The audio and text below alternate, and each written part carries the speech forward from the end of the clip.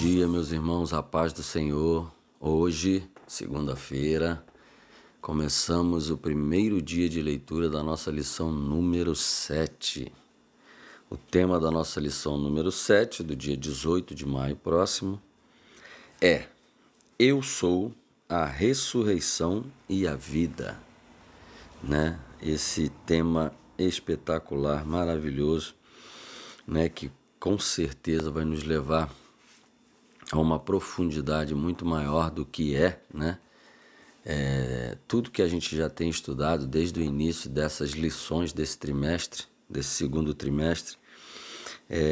Tá tudo muito bem amarradinho, E são lições com temas que nos aprofundam muito no conhecimento do nosso Senhor Jesus, em todo o novo nascimento em Cristo Jesus, na vida nova em Cristo Jesus, no Evangelho, o que o Senhor, o Verbo vivo, se fez carne e veio aqui para nos ensinar, e nos conduzir à vida e à salvação.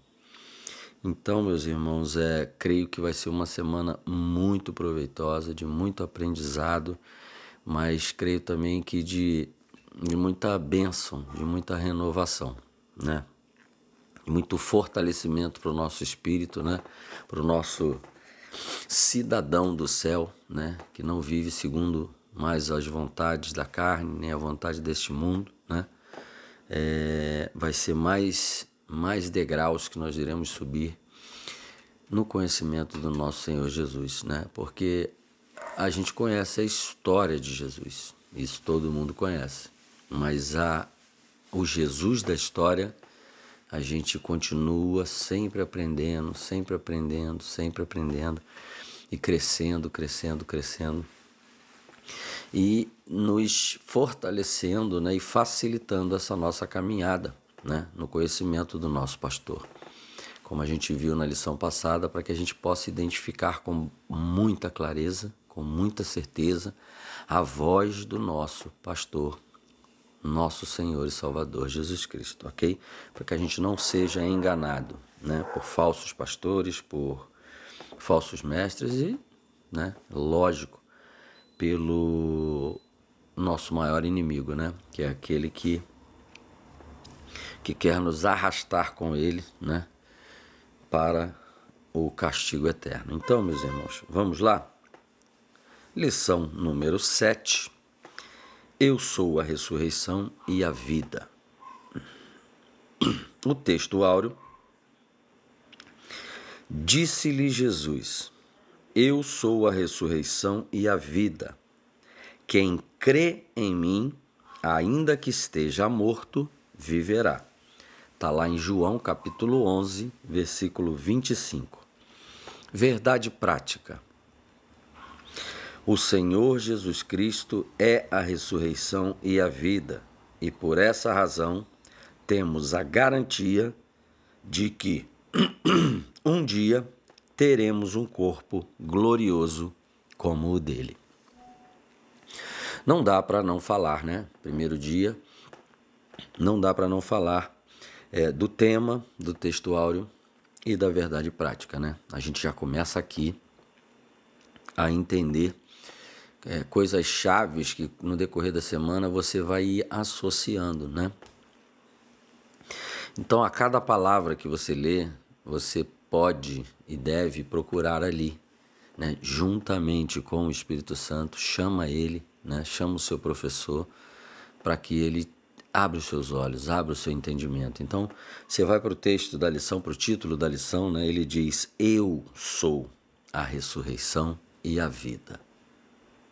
Por que Jesus disse que é a ressurreição e a vida? Com certeza você irá lembrar de leituras passadas, A gente falou muito sobre isso, mas é bom a gente falar novamente, que a gente vai linkando, a gente vai associando, a gente vai amarrando, o entendimento e criando uma plenitude aí no conhecimento.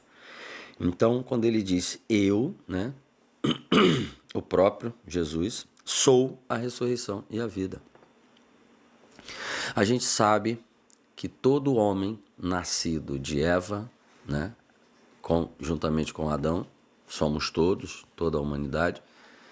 Todos nós nascemos mortos em nossos delitos e pecados. Mortos. Então, fica claro aqui quando Jesus disse, quando ele veio, né? Quando ele disse, eu sou a ressurreição e a vida. Se todos estamos mortos, né? Precisamos ressuscitar, ok?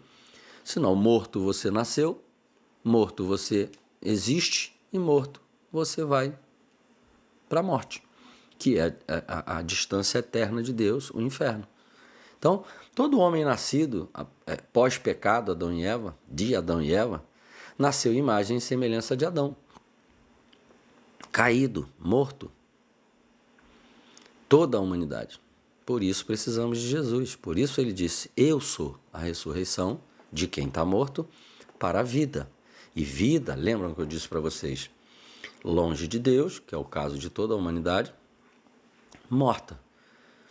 Se você não for salvo, se você não receber a salvação, né, de Cristo Jesus, morto você está, morto você continua, morto você vai para a morte, para a distância eterna, inferno de Deus, ok? Quando você ressuscita da morte, é liberto do pecado através de Cristo Jesus, que foi o único que conseguiu, né? Por isso todo o poder foi dado a ele, né? Nos céus e na terra, em todos os confins do universo, através dele, né? Lembra, eu sou o caminho, a verdade e a vida, você vai ressuscitar em Cristo, né? Para a vida. E essa vida, né? Ela já começa aqui em novidade de vida, né? Você dia após dia vivendo em Cristo Jesus, né? Até a vida com abundância, céu, ao lado do Pai, ao lado do Senhor, né? Eternamente vivo, né? No céu. Entendemos? Por que ele disse que é a ressurreição e a vida?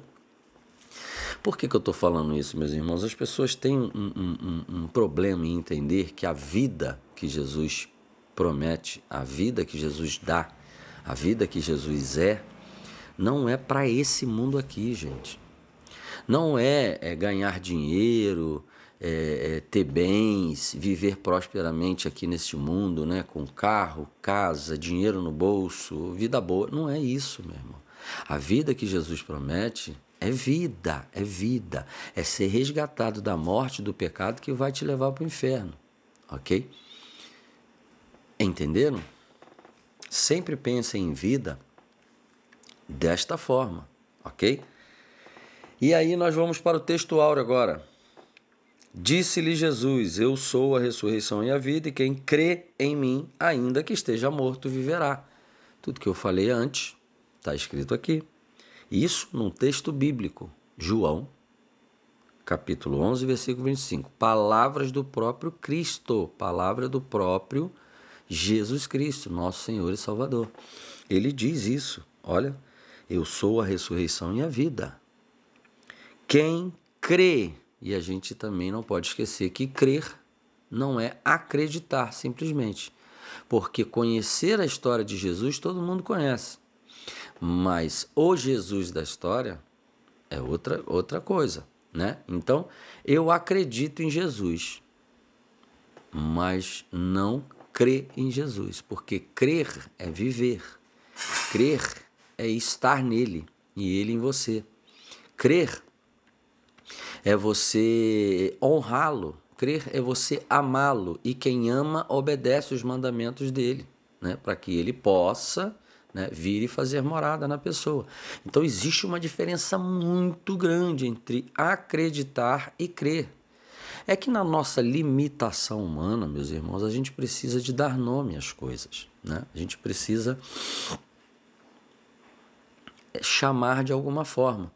Mas o entendimento, quando ele transcende a humanidade, né, a nossa parte humana, e sobe um nível, o significado das coisas potencializam, eles aumentam, né? Então, o acreditar do homem, né, tem gente que acredita em coisas aí que você até duvida, né? Então, mas eles acreditam, tem gente que acredita, né? Tem gente que vive a vida acreditando em coisas que você fala assim, gente, como que essa pessoa pode acreditar nisso, né? Então, que para elas não é absurdo, mas para você é. Então, isso é crer, isso é acreditar, aliás, isso é uma crença, é um fideísmo. Agora, o crer em Cristo Jesus, como ele diz aqui, ó, aquele que crê em mim, né? Ainda que esteja morto, o que ele está querendo dizer com isso? Ainda que esteja morto. Está morto. Está morto, como ele mesmo disse para aquele jovem. Deixa que os mortos enterrem os seus mortos. Nós que nascemos de Adão e Eva estamos mortos, condenados, ok? Mesmo que você esteja morto, você vai viver, se você crê em mim, né? Porque foi-me dado todo o poder. Eu venci a morte, eu venci o pecado. Então, a verdade prática, o Senhor Jesus é a ressurreição e a vida, e por essa razão temos a garantia de que um dia teremos um corpo glorioso como ele. Vamos atentar na parte do corpo glorioso, porque a outra parte a gente já viu falar bastante.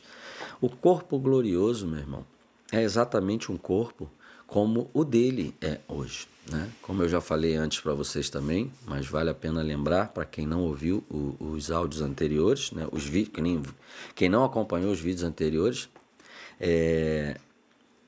Jesus se fez carne como nós, né? Exatamente. Uma carne que sangrou, uma carne que cansou, uma carne que sentiu fome, exatamente como a nossa. Com a diferença de não ser de semente corruptível. Não veio de Adão e Eva, né? Ele veio do Pai. Então ele não tinha pecado, ele não tinha um sangue contaminado, ele não tinha uma carne contaminada com a morte, com a condenação da morte. O corpo de Jesus, a diferença do corpo de Jesus para o nosso é que o corpo de Jesus ele não recebeu a herança da morte e do pecado de Adão e Eva. Mas ele era um humano com sangue correndo nas veias, sentia fome, sentia sede, né? Precisava fazer força para carregar um peso, ou seja, Jesus não era porque era Deus, que ele quando pegava um peso era igual ao super-homem, não, parecia pena, não. Não, Jesus veio para viver como você. Se ele subia um morro, ele cansava, se ele não comia, ele sentia fome, ok? Ele fazia tudo que você faz, com a única diferença de não ser contaminado com o pecado e a morte. Ok? Se Jesus, no seu processo de crescimento, né, ministério, né, antes de morrer na cruz por nós, ele tivesse cometido um pecado, porque ele foi tentado, e Jesus não foi tentado só por Satanás no deserto, não, quando estava jejuando, não. Você acha que na vida de Jesus, quando era criança, um amigo, um adolescente, né, uma moça, não sei, meu irmão, você quando vive, você sabe que tentações são muitas. Você acha que o diabo só tentou ele lá? Eu acho que nem precisava do diabo tentar ele nas outras fases da vida dele, na sua juventude, né?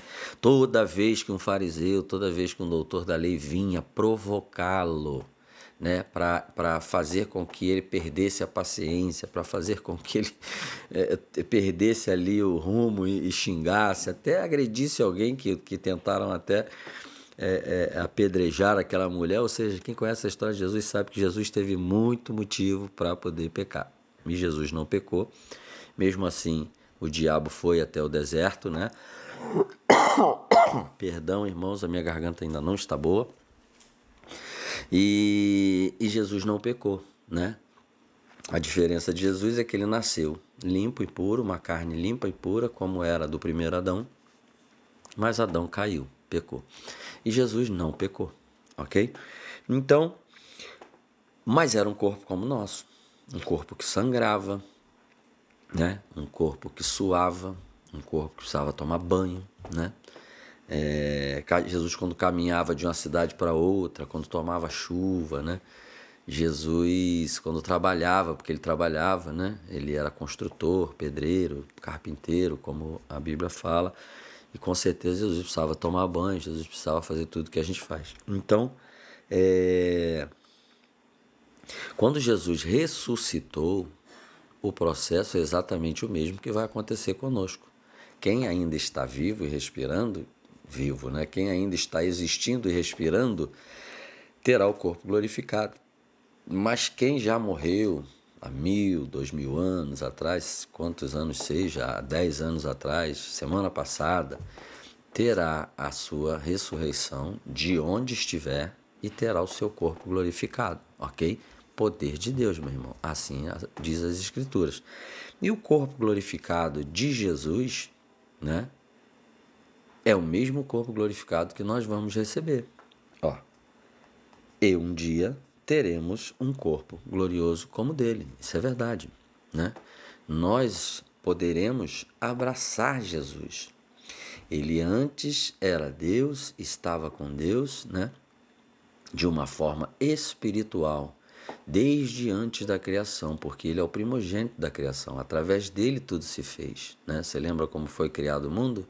Né? Haja luz, haja relvas, haja bicho, haja peixe, haja tudo, né? Separe, foi pela palavra, foi o Senhor Jesus, o verbo vivo, ok? O primogênito da criação, o antes de tudo, né? Então esse ser, ele se fez carne, ele era espiritual, se fez carne, habitou dentro do barro, né? E morreu por nós, para entrar no jogo e vencer esse jogo. Quando ele ressuscitou, ele continuou no corpo, mas glorificado, um corpo que pode entrar na presença de Deus. Tanto que esse corpo, com esse corpo, ele senta à destra do Pai, como também diz a palavra de Deus. Ele assiste diante do trono do Pai, ao lado do Pai, né? Ele e o Pai são um, ok? Então você poderá também contemplá-lo face a face e vai poder abraçá-lo, porque ele se fez carne, teve o seu corpo glorificado após a ressurreição e assim fará com você, se você crer e andar no caminho que é Jesus, ok? E nós já vimos como fazer isso, através da palavra e o Espírito Santo, que ele, antes de subir, né, para ir morar com o Pai, até a sua volta, deixou para nos ensinar. Então, agora vamos para a nossa leitura de segunda-feira, que está lá em Lucas, capítulo 7, versículos de 11 a 15. Lucas, capítulo 7, versículos de 11 a 15. O tema que ele deu para hoje foi a ressurreição do filho da viúva de Naim. Todo mundo conhece essa história, né? Vamos ler lá na palavra? O tema também na palavra tá: Jesus ressuscita o filho de uma viúva. Lembrando aos irmãos que eu uso a versão NVI, que é a nova versão internacional, ok? Ela não é moderna, ela é bem antiga, né? Eu tenho essa Bíblia há bastante tempo, há muitos anos, mas eu gosto dela porque ao avaliar toda a estrutura de tradução desta Bíblia, né, eu gostei muito até mesmo das pessoas envolvidas nessa tradução, né? Inclusive eu até acompanho um deles até hoje, né? E eu gosto muito da tradução dessa Bíblia porque ela facilita bastante o entendimento, né? A gente compara com outras? Compara, mas ela é de um entendimento muito bom. Se você tiver oportunidade, não precisa comprar uma Bíblia de estudo NVI, né, que é cara, é bem cara, mas você pode comprar uma Bíblia de estudo NVI, com uma letra grande, pode comprar uma Bíblia, né, NVI, né, de tradução NVI, que é a nova versão internacional, mais acessível, né, mais barata, com uma letra maior, para você fazer comparações com a Bíblia mais tradicional que a gente costuma usar, né, que é a ARC, né, Almeida Revista e Corrigida, porque ela é um pouco mais coloquial, tá? Ela não perde em essência para nenhuma, ela é excelente, ela só tem uma colocação um pouco mais fácil de entender, ok? Então vamos lá. A partir do versículo 11. Logo depois, Jesus foi a uma cidade chamada Naim, e com ele iam os seus discípulos, e uma grande multidão. Ao se aproximar da porta da cidade, estava saindo o enterro do filho único de uma viúva, e uma grande multidão da cidade estava com ela. Ao vê-la, o Senhor se compadeceu dela e disse: não chore. Depois aproximou-se e tocou no caixão, e os que a carregavam pararam. Jesus disse: jovem, eu lhe digo, levante-se. O jovem sentou-se e começou a conversar, e Jesus o entregou à sua mãe. Já parou para pensar numa cena dessa? Você já parou para pensar numa cena dessa? Jesus vinha com os discípulos por aqui, e lá na frente, ali numa outra esquina, né, numa outra rua, de repente iriam se encontrar, mas à frente vinha um cortejo fúnebre a caminho do sepultamento de um jovem, único filho de uma viúva. O que isso quer dizer? Naquela época, uma mulher viúva, ela tinha sérios problemas para se sustentar. Se o marido não tivesse deixado algo para ela, que ela pudesse dar continuidade à produção de alguma coisa, ovelhas, qualquer coisa, né? Algum negócio que ela pudesse sustentar, ela teria sérios problemas. Por isso o Senhor sempre falou, cuidem das viúvas, cuidem dos órfãos, né? Porque era muita dificuldade. E um filho para uma viúva, nossa, era a garantia dela. Era algo, uma ferramenta poderosíssima na mão dela, porque com certeza esse filho cuidaria dela, ajudaria ela no trabalho, protegeria ela, né? Um filho homem. Numa época onde realmente as mulheres elas tinham sim o seu valor, com certeza tinham, mas ia depender muito da qualidade de homem que ela tinha ao lado dela. A gente conhece várias mulheres na Bíblia que tinham homens de valor, homens tementes a Deus, que suas mulheres fizeram coisas tremendas. Também tivemos mulheres que, mesmo sem ninguém ao lado delas, elas tiveram a força, né? E tiveram a capacidade, a determinação de realizar coisas. O Ministério de Jesus, por exemplo, tinha o auxílio de muitas mulheres, até mesmo na parte financeira. A Bíblia, em Provérbios, fala que uma mulher virtuosa, né, ela cuidava da casa, ela cuidava de negócios, ela tinha servas, ela acordava cedo, né? Ou seja, então não é diferente de hoje não. Hoje tem muita mulher deitada em berço esplêndido, né? Não vai conseguir realizar muita coisa, e tem muita mulher batalhadora aí que corre atrás e que essa sim, essa levanta. Essa corre atrás, essa prospera. Não é diferente de antigamente. E hoje também nós temos maridos que minam suas mulheres. Nós temos maridos que levantam suas mulheres. Então, não é muito diferente não. Mas, naquela época, tinha uma coisa muito forte de homens meio que subjugarem as mulheres, sim. Tinha sim. Hoje tem também? Tem. Mas antigamente era bem pior, né? Não estou dizendo que hoje não tem não, porque tem, tá? Hoje tem coisas aí que você até duvida, mas antigamente era bem pior, né? As mulheres, por exemplo, elas não podiam nem ficar falando muito em público, que senão elas levavam já uma bronca do marido e até mesmo de outro homem, né?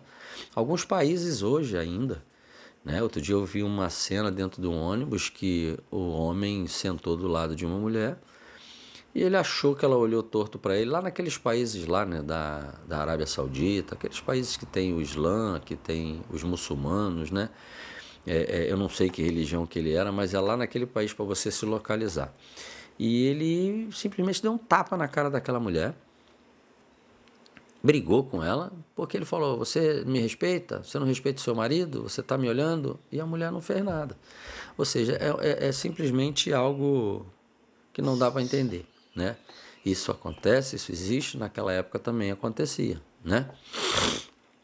Então, para essa viúva, não era só o sofrimento de perder um filho, não. Ela estava chorando pelo filho, mas quando a ficha caísse, e se já não tivesse caído, ela já estava numa situação muito difícil, né? Algumas teriam que mendigar. Quem conhece a história de Ruth sabe que ela falou assim para as noras, vai para a casa das suas famílias, me deixa, eu não tenho mais o que fazer. Ruth já imaginava que iria mendigar, que iria passar dificuldade, não queria que elas ficassem com ela. Mas Jesus, quando viu, se compadeceu dela, disse para ela, não chore. Jesus toca, meu irmão, no caixão. Imagina a cena. Tocar no caixão. O jovem se senta no caixão. Gente, vocês acham que teve gente que saiu correndo? Meu Deus, o menino estava morto. Jesus tocou no caixão, o menino sentou e começou a conversar. E aí, eu não posso deixar de falar para os irmãos que eu imagino uma cena, nossa, uma cena maravilhosa. Mas eu também fico imaginando quantas dessas pessoas poderiam estar lá para defender Jesus, né? Em vez de só as que gritavam crucifiquem, pessoas que viram Jesus ressuscitar mortos. Porque não era só os 12 discípulos que andavam com Jesus, não. Uma multidão andava atrás de Jesus. Olha quanta gente viu Jesus ressuscitar um morto, gente.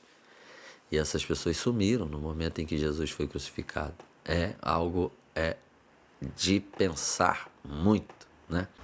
E aí, Jesus ressuscita, né? E prova, deixa claro que ele era Deus. Porque quem mais pode ressuscitar um morto? Deus, somente Deus. O barro está sem vida e o fôlego de vida retorna para aquela pessoa, né? Jesus ressuscitou outras pessoas. Jesus ressuscitou a filha de Jairo.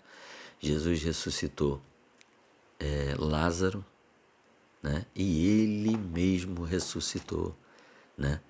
E aí estava claro o poder de Jesus, o poder divino de Jesus. Hoje é possível que alguém ressuscite? Sim. Quem irá ressuscitar alguém hoje? O próprio Deus. Mas o Senhor, ele precisa de alguém. Ele precisa de você. Ele precisa de mim, ok? Porque nós também já falamos isso, né? Ó, o Senhor entra pela porta, meu irmão. Então, olha que interessante. Quem conhece a história do homem que caiu morto, que foi jogado morto, imagina a cena. Pessoas matam uma pessoa e jogam essa pessoa dentro de um túmulo aberto, onde tinha ossos embaixo exposto. Como se alguém já tivesse sido morto ali, estava enterrado ali, né? Por algum motivo do solo, erosão, alguma coisa, os ossos estavam expostos, ok? Era um túmulo. Pegam um homem morto e jogam um homem naquele buraco. Quando o homem bate lá embaixo, que encosta nos ossos, o homem volta à vida. Vocês conhecem a história do profeta? Que mesmo morto, né, faltava só um milagre para que a porção que ele pediu a Deus dobrada fosse concretizada. E ela se concretizou depois de morto. Isso é uma história muito, muito bonita e interessante, que fica até para um estudo futuro, né? Mas Eliseu pediu porção dobrada que Elias tinha, né? Eliseu falou: Senhor, dá-me, ó Deus, porção dobrada do teu Espírito Santo. E aí faltava um milagre para que ele fizesse o dobro de milagres que o profeta Elias fez. Ele tinha morrido com uma quantidade de milagres. Quando aquele homem bateu nos ossos de Eliseu, o homem voltou à vida, ressuscitou. Então, meus irmãos, precisa de um canal. E os ossos de Eliseu foram um canal para esse homem. Jesus, né, 100% homem, 100% Deus, podia fazer isso sem usurpar ser igual a Deus, né, sendo homem, porque Deus faz através do homem, como Deus fez através de muitos homens no decorrer da história, até mesmo antes de Jesus, né, que Deus, pelo seu Espírito Santo, fez coisas grandiosas através de homens, né, e continua fazendo até hoje. A diferença é o posicionamento, é o eis-me aqui da pessoa, né? É o nível de entrega que a pessoa tem para com Deus. Então, meus irmãos, é tremendo imaginar que um dia vamos ser ressuscitados, né? Isso se nós não estivermos aqui respirando e vê-lo descendo da glória, sermos arrebatados, ok? E termos o nosso corpo glorificado a ponto de não cansar mais, não morrer mais, não adoecer mais, não envelhecer mais e poder abraçar o Senhor Jesus. Imagina só, ver as marcas como Tomé viu. Você já acredita, eu sei que você já acredita, você não é Tomé, mas será maravilhoso estar no céu diante do nosso Senhor e Salvador Jesus Cristo e ver toda aquela grandiosidade que Paulo disse que não conseguia explicar, que era inefável, e de João, né? Também, que teve acesso a muitos lugares maravilhosos no céu. Meus irmãos, espero que você tenha aprendido alguma coisa, espero que você tenha sido abençoado hoje, espero que você tenha entendido, né, sobre ressurreição e vida e o porquê que isso acontece. Até amanhã, terça-feira, a paz do Senhor, que Deus te abençoe.